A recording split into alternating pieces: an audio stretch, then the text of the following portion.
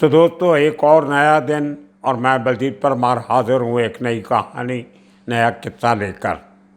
मैं जब जब मुंबई वापस आने की कोशिश करता हूँ तो कुछ ना कुछ ऐसी नई बात पंजाब के किसी केस में हो जाती है कि मुझे फिर लौटना पड़ता है वापस। आज मैंने ऑलरेडी आपके लिए एक एनकाउंटर स्पेशलिस्ट की वीडियो रिकॉर्ड करके रखी थी, उसको मुझे चेंज करना पड़ा और ये एक नया एंगल जो सिद्धू मूसेवाला केस में आया है वो आपको दिखाना बहुत ज़रूरी था। पहली बार इस इन्वेस्टिगेशन में कुछ पॉलिटिकल फिगर्स के साथ तार जुड़ने लगे हैं। अब देखना ये होगा कि ये पॉलिटिकल लीडर्स के ऊपर पूरी इन्वेस्टिगेशन किस तरह से होती है। अभी तक किसी पावरफुल आदमी का नाम पीछे नहीं आया था, सिर्फ गैंगस्टर्स की बात हो रही थी। लेकिन अब एक ऐसे शख्स का नाम आया है जिसको लुधियाना की पुलिस ने, जिसके बारे में ये कहा है कि सिद्धू मूसेवाला केस में ये शख्स वांटेड है। ये शख्स को हम ढूंढ रहे हैं और उसका नाम है संदीप सिंह काहलों। संदीप सिंह काहलों बाई प्रोफेशन पंजाब सरकार का एक बड़ा ऑफिसर है और उसका रैंक है block development and panchayat officer, जिसको शॉर्ट फॉर्म में BDPO कहा जाता है। बहुत अहम पोस्ट होती है पंजाब के पंचायती राज और डेवलपमेंट के डिपार्टमेंट्स में। अब कौन है ये संदीप सिंह काहलों, क्या रोल हो सकता है इसका, लुधियाना पुलिस ने इसका नाम क्यों लिया, ये बहुत इंटरेस्टिंग बात है। संदीप सिंह काहलों का एक रिश्तेदार, करीबी रिश्तेदार निर्मल सिंह काहलों, प्रकाश सिंह बादल और सुखबीर सिंह बादल की जब अकाली सरकार थी उसमें पंजाब की असेंबली के स्पीकर हुआ करते थे, अकाली दल के MLA थे। और श्री हरगोबिंदपुर एरिया जो है वहाँ के स्ट्रॉन्ग मैन गिने जाते हैं, बहुत पुराने पॉलिटिशियन हैं। और ये संदीप सिंह काहलों, ये आदमी निर्मल सिंह का भतीजा है। ये एक रिश्तेदारी है, लेकिन उसमें कोई गलत बात नहीं है। रिश्तेदारियां कहीं भी हो सकती हैं, लेकिन जब तक तार बराबर जुड़े नहीं आप उसको ब्लेम नहीं कर सकते। लेकिन एक नया एंगल इस पूरी इन्वेस्टिगेशन में आया है जिसको दबाने की कोशिश की जा रही है। किसी मेन लाइन मीडिया हाउस ने, टेलीविज़न चैनल्स ने इस एंगल की बात नहीं की।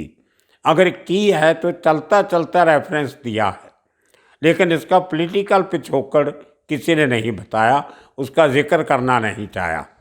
अब इनका नाम आया कैसे, ये बहुत इंटरेस्टिंग कहानी है। जिस आदमी को हथियारों की सप्लाई के लिए पकड़ा गया उसका बहुत बड़े लेवल पे हमारी एजेंसी की तरफ से प्रचार किया गया। नेशनल टेलीविज़न पे प्रेस कॉन्फ्रेंसेस करके बताया गया कि हमने एक सतबीर सिंह नाम के आदमी को पकड़ा है, जिस आदमी ने अपनी टोयोटा फॉर्च्यूनर गाड़ी में सिद्धू मूसेवाला के किलर्स को, शार्प शूटर्स को हथियार दिए थे। ये हथियार अमृतसर से चलते हैं। सतबीर सिंह अमृतसर का रहने वाला है और जो BDPO है, सरकारी अफसर, एक पुराने मंत्री MLA का भतीजा, वो भी अमृतसर का रहने वाला है। वहाँ से हथियारों की डिलीवरी होती है। कौन करता है उसका खुलासा पुलिस ने नहीं किया। अमृतसर से एक फॉर्च्यूनर गाड़ी में जिसको सतबीर सिंह चला रहा था, उसके साथ 3 आदमी और थे, जिनमें एक मनदीप सिंह एक का नाम, दूसरे का नाम मनप्रीत माना। अब मनप्रीत माना वो आदमी है जिसको दिल्ली पुलिस ने ये कहा था जिसके बारे में कि वो शख्स जिसने AK-47 से अंधाधुंध गोलियां चलाई थी सिद्धू मूसेवाला की कार के ऊपर, और ये मनप्रीत और मनदीप और एक तीसरा अनआइडेंटिफाइड आदमी, ये अमृतसर से हथियारों की सप्लाई लेते हैं और वो हथियार उस फॉर्चूनर गाड़ी में रखे जाते हैं जो गाड़ी इस आदमी की सतबीर सिंह के नाम पे रजिस्टर्ड है और वो गाड़ी दिल्ली में रजिस्टर्ड है। सतबीर सिंह का कारोबार पंजाब में है और वो गाड़ी जो है वो दिल्ली के एड्रेस पे कैसे रजिस्टर हुई ये किसी को आज तक पता नहीं। लेकिन मूसा वाले के मर्डर के बाद एक दिल्ली पुलिस की स्टेटमेंट आई थी जिसको बहुत से लोगों ने ध्यान में नहीं सुना। उसमें ये कहा गया था कि मूसा वाला के कातिल जो थे, जिसका जो उसका मास्टरमाइंड था लॉरेंस बिश्नोई, वो जो एनसीआर में, हरियाणा में, उत्तर प्रदेश में, राजस्थान में और पंजाब में जो फिरौती या रंगदारी का पैसा इकट्ठा करता था, उसकी जो रिसीव करता था उस पैसे को, उस शख्स का नाम है सतबीर सिंह। अब इस बात का पुलिस ने क्या आगे इन्वेस्टिगेशन किया नहीं किया ये उनको मालूम होगा, लेकिन दिल्ली पुलिस ने सतबीर सिंह का नाम लिया था। अब वो सतबीर सिंह को पकड़ा लुधियाना पुलिस ने। पहले उसकी कहानी पूरी करते हैं। अमृतसर से वो हथियार लेके बठिंडा पहुंचते हैं। बठिंडा शहर, मानसा और उसके साथ जो सिद्धू मूसेवाले का गांव है, जवाहर के जहाँ पे अटैक हुआ वो गांव है, वहाँ से नज़दीक ही है। बठिंडा ज़िला पहले था, अब मानसा अलग हो गया वहाँ से। बठिंडा के एक पेट्रोल पंप पे यही फॉर्चूनर गाड़ी सीसीटीवी कैमरा में कैद होती है और वहाँ से लीड करते करते पुलिस सतबीर सिंह को ढूंढने लगती है, लेकिन वो हाथ में नहीं आता। फॉर्चूनर गाड़ी का जिक्र आता है, वो अंडरग्राउंड हो जाता है और उसके बाद काफ़ी दिनों के बाद तकरीबन 19 तारीख तक 19 तारीख को इसकी जो खोज शुरू हुई थी सतबीर सिंह की, वो चलती रही। जो 2 दिन पहले लुधियाना पुलिस का एक नाका लगाया हुआ था, वो जो जिसको हम पुलिस बंदोबस्त कहते हैं, हाईवे के ऊपर लुधियाना से जलंधर को जो रोड जाती है उसको जलंधर बाईपास कहते हैं। बाईपास पे पुलिस का नाका था, वहाँ पे ये गाड़ी स्पॉट होती है जो सतबीर सिंह के नाम पे रजिस्टर्ड थी, दिल्ली का नंबर और टोयोटा फॉर्चूनर। पुलिस उस गाड़ी को, उसमें 3 शख्स और थे। और देखिए बड़ी हैरानी की बात है, पुलिस का नाका लगा हुआ है और भी गाड़ियां हैं, उसमें से एक गाड़ी ये है, उसमें से 2 आदमी सिर्फ अरेस्ट होते हैं और बाकी के 3 फरार हो जाते हैं।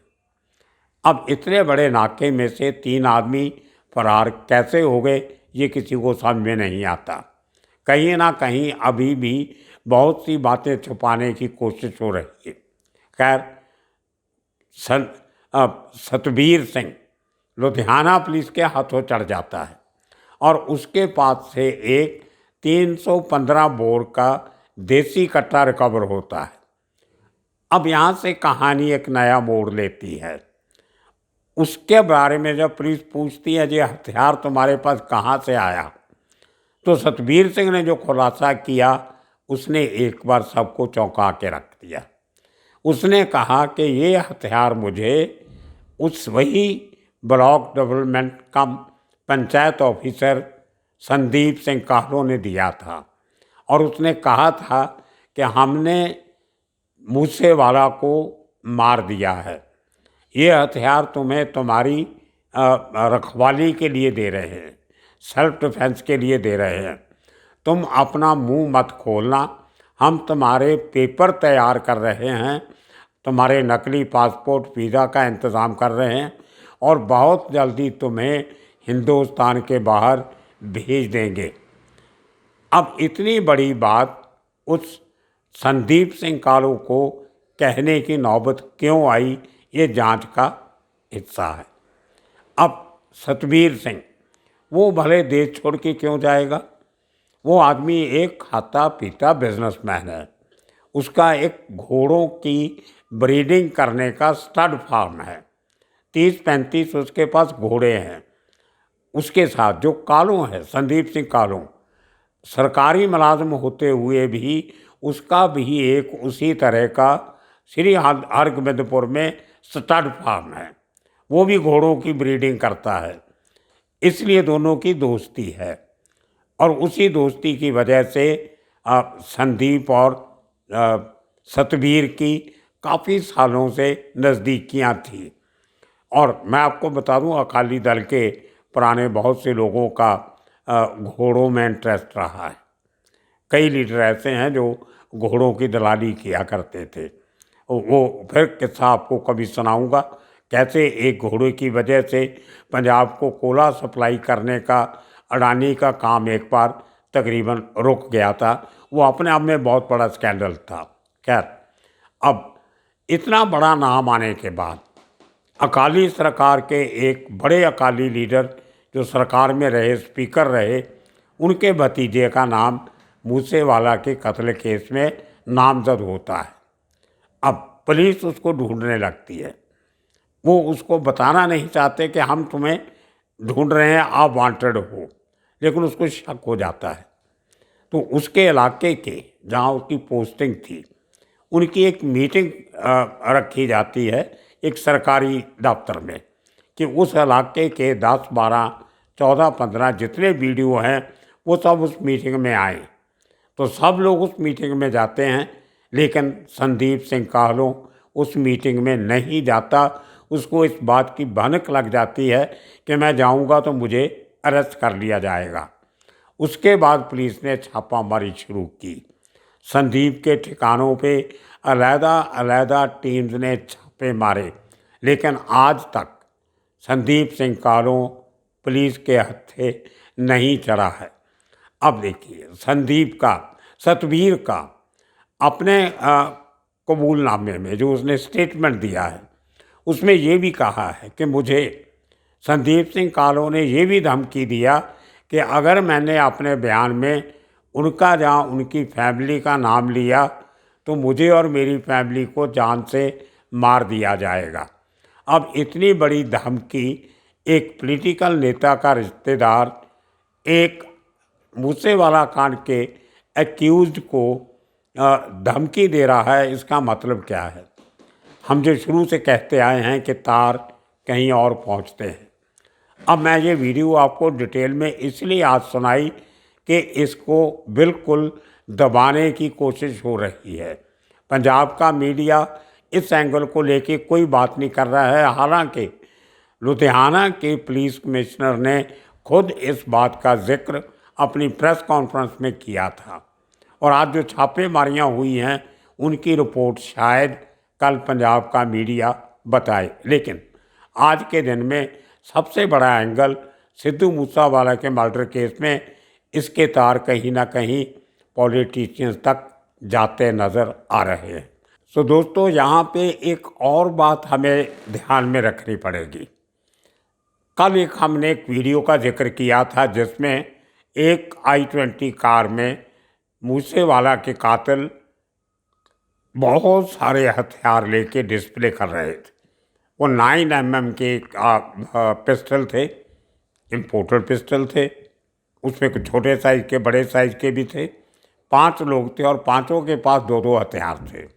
तो 10 हथियार उस गाड़ी में लेके घूम रहे थे। तो ये एक शंका आम आदमी के दिल में, मन में आती है कि अगर उनके पास ऑलरेडी इतने हथियार थे तो सतबीर सिंह को वो हथियार सप्लाई करने की ज़रूरत क्यों पड़ी, या जिन लोगों ने किए उन्होंने सतबीर सिंह के थ्रू ये हथियार कातलों तक क्यों पहुंचाए, क्या ज़रूरत थी? उसका जवाब बहुत सिंपल ये है कि इसमें कई मॉड्यूल काम कर रहे थे। एक मॉड्यूल जो था वो प्रियाव्रत का था, जिसमें ये 5 लोग जो आपको नज़र आते हैं उस वीडियो में, उसके मॉड्यूल में थे। दूसरा मॉड्यूल पंजाब के शूटर्स का था, जिसमें जगरूप सिंह रूपा, मनप्रीत, मनदीप, ऐसे इस किस्म के 3-4 लोग और भी होंगे। जो पुलिस का कहना है कि 8 शार्प शूटर उसमें थे, मुझे लगता है कि नंबर उससे ज़्यादा होगा। और ये भी हो सकता है कि एक तीसरा मॉड्यूल भी हो। ये बहुत बड़ी पॉसिबिलिटी है, क्योंकि जिस तरीके से पूरे केस की प्लानिंग चल रही थी 1 साल से, 8 बार अटैम्प्ट किया गया मारने का, 50-60 लोग पीछे लगे हुए थे। कहीं ना कहीं एक बहुत बड़े लेवल पे साजिश रची जा रही थी, जो बिश्नोई या उसके लोग, गोल्डी बराड़ या इस किस्म के लोगों के बस का रोग नहीं है। बहुत बड़ी एक साजिश थी जिसका पर्दाफाश होता नज़र आ रहा है जब राजनेताओं के नाम सामने आने लगे हैं। मैं आशा करता हूं कि पंजाब पुलिस, ख़ासतौर पर लुधियाना पुलिस, मानसा पुलिस के साथ मिलके अगर इस केस की बराबर तहकीकात करते हैं तो आने वाले दिनों में शायद इस केस की तह तक पहुंचा जा सकता है।